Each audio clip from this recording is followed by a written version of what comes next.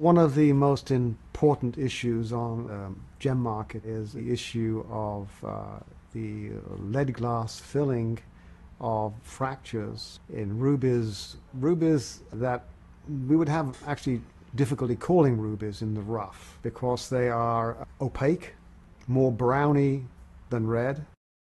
It's a process of taking very low quality ruby that couldn't really be used for jewelry at all, and by filling it with lead glass, making it transparent and cuttable, and therefore able to be used in jewelry. GIA has been exceedingly worried about this situation because people have been putting this material in very expensive looking jewelry and therefore making it very tempting for people to buy this jewelry because they think they are getting a bargain. Whereas in fact what they're getting is a material that will last for a very short period of time and start to fall apart as they are wearing the stone.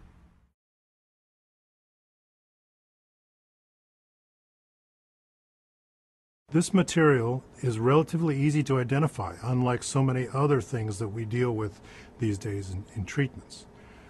All you need is a microscope and a little training, and you'll be able to see the properties that can readily identify the material.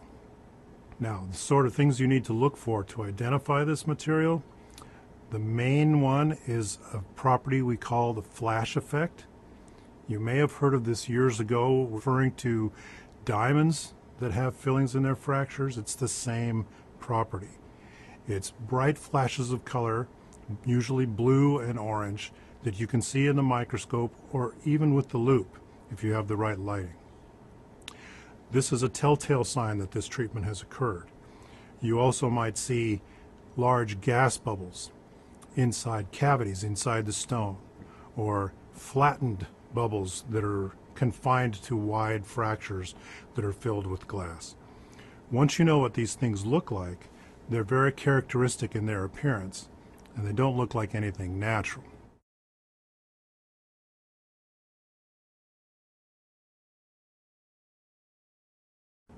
The problem with this is not only that it's taking material and making it into something that it really wasn't in the first place, but the lead glass that's being used to do the filling is not very durable.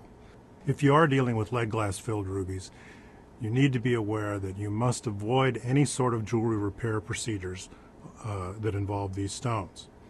You also need to keep them out of any kind of solvents, including jeweler's pickling solution or even some of the most basic solvents that you might find around the house, like bleach, for instance. All of these things could potentially damage the filler in these stones, and it's not repairable once it's been damaged.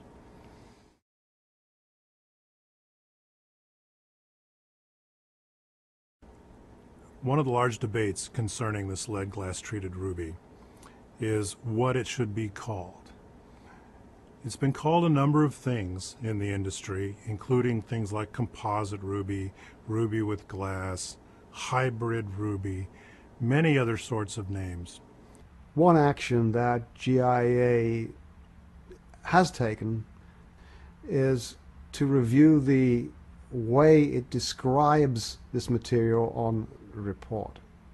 In doing so, it is redefining what may be regarded as a treatment, and when that treatment moves into something else, where it no longer deserves the name of ruby in this instance, but rather we call it what it is, and that is a manufactured product. You need to know what it is and how to find out more information about it so it can be explained to the consumer so they understand what they're getting if they choose to buy such a product. This is a prime example of what GIA research is here for, to identify these kind of treatments and to disseminate that information to jewelers and the public and the rest of the industry. More information on lead glass-filled rubies is available in GIA's scientific research journal, Gems and Gemology, or online at www.gia.edu. Click on Research and Resources to find out more about GIA's ongoing research efforts to identify this and other gemstone treatments.